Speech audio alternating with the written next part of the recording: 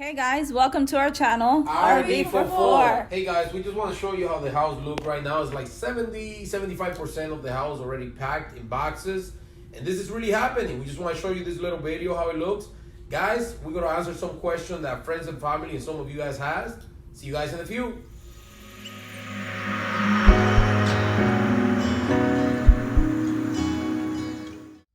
Before we start, we want to introduce you to one of the fearless members of this family. He's been with us since day one.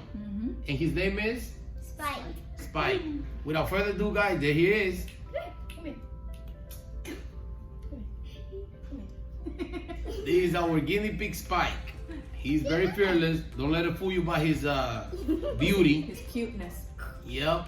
But he's been with us since day one. We just really say much about him, but he's pretty cool pet to have. Very friendly with kids. Spike is almost 3 years old. In November. November. Yep. Yeah. And besides smile, he also likes vegetable a lot. And he likes to drink water. He doesn't sleep. Yeah. His mouth never stops chewing He things. doesn't sleep. Always eating.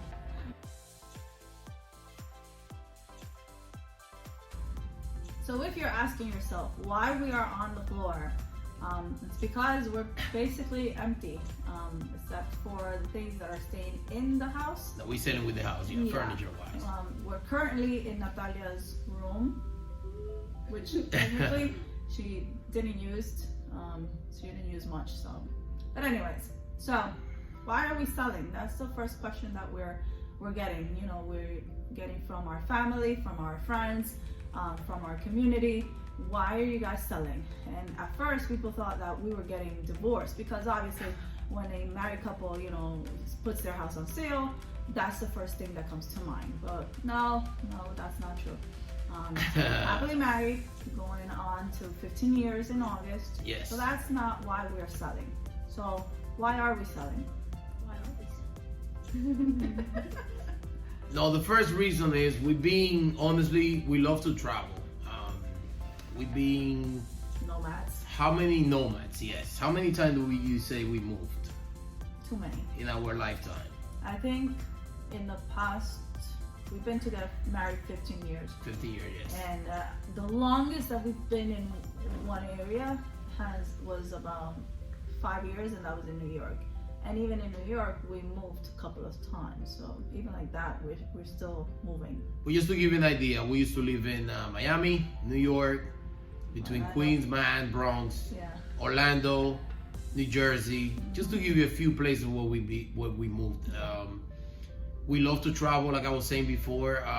We felt like this house kind of put a hold into that, because the house unfortunately become the primary thing, is the focal point.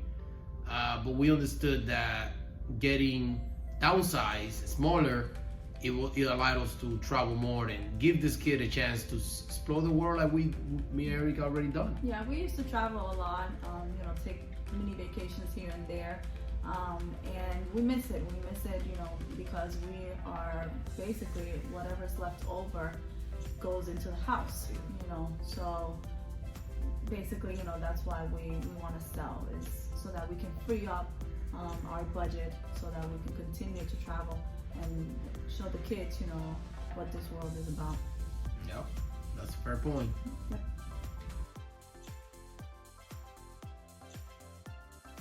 The next question is, why do we want to start this lifestyle? You want to answer that yourself? Well, we like to travel a lot, so. And for me, this lifestyle will give us like a chance to travel more. Our house would be right behind us, no matter where we go. Yeah, it's like freedom, right? Yeah. Yep. Anything you want to add to there? No, they said it all. They said it all. There's nothing else to sell there. Yep. All right.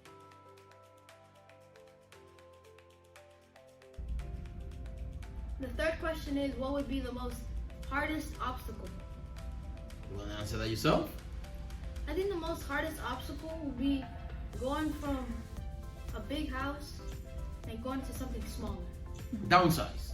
Yeah, but Downsize. big downsize. Yeah. Big. A big one. We're going technically from a 2,800 square foot home Don't say it.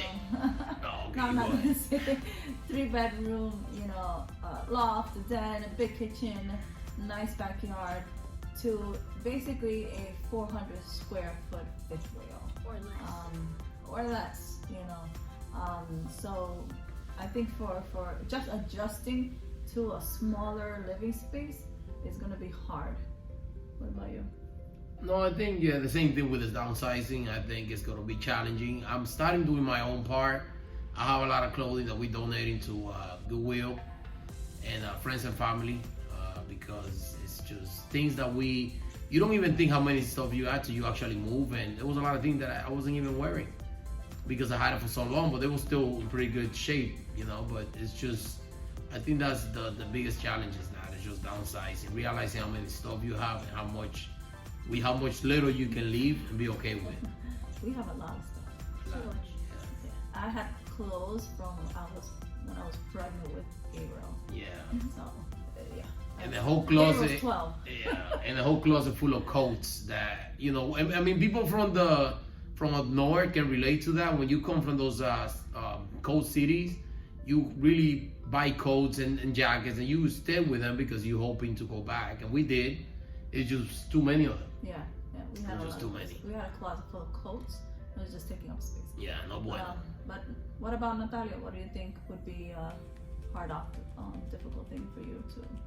Probably learning how the whole RV and truck thing is like, how we need to figure out how to work it, Oh yeah. and yeah, Mm-hmm. and to how to control the RV. Well, you don't have to worry about driving anywhere. Anything. No, but like, You'll be okay with that. how to figure out the way. Yeah. And stuff. Where things go and Yeah. where things get plugged into. I think for me the hardest obstacle is going to be cleaning out that black tank. I'm not gonna do it. So, but I think that for me that's gonna be an event. And finding a place to put things in, like storage. But I think that the RV that we're looking at, hint, hint, has a good amount of storage. So we are okay with that. Yes. So one of our Subscribers, viewers, friends, viewers. Camping Galan asked us, does the sale of your house force you to buy a 75% solution RV now, or do we have a place to stay where we can still get the one? So we do have a place to stay. Yes. Thanks God. Yes, and I think we've budgeted enough or we've planned enough where if that doesn't happen, then we can at least just get the RV that we are hoping to get within the next couple of weeks. Yeah, even though we just recently sold the house, we've been trying to sell this house for Almost a year now. almost a year now. That's And because of the market. yeah, it's just the market, and then this pandemic happened. It's just everything is changing out there, and the time finally came in, but we've been mentally and just ready. We've been waiting for it. We've been doing our homework, researching places as far as RVs, trucks, places to stay, location, looking for land to buy. I mean, it's a lot of things. This is not I would say this is not putting pressure in any means, because like I said, we've been doing our part, been looking for a while, like a year. Yeah. It'll be almost a year. And I think that that's one of the reasons why we started our YouTube channel, is because we don't want an RV that's 75%. We want an RV that's going to fit 100% Yes. of our lifestyle. Even though we haven't found the perfect RV, we've definitely have been close to finding the one. So thank you, Camping Galan, for that question. Thank you very much. He's one of those faithful and always loyal. My respect to you.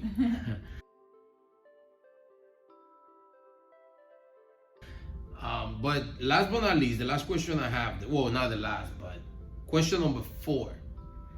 It will be, what will we miss about this house?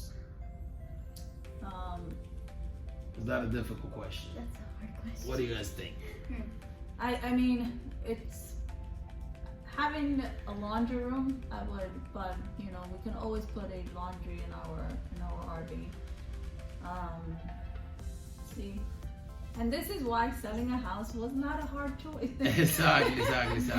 Because we are gonna miss having the house. This was our dream house.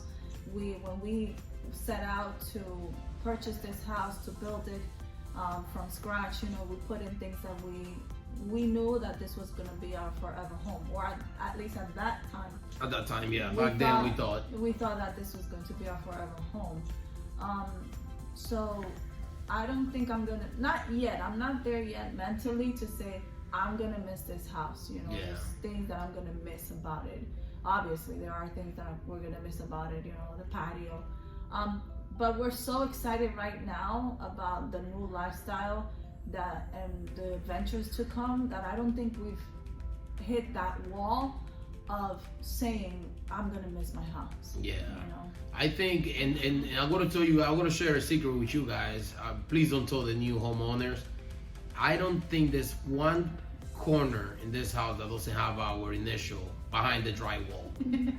Yeah. That was the cool thing when we were building this house. We used to come in every weekend with a Sharpie, with pencils, and we wrote like graffitis and hearts and initials everywhere. Again, don't tell the new homeowners, but in every corner of this house it says our initials.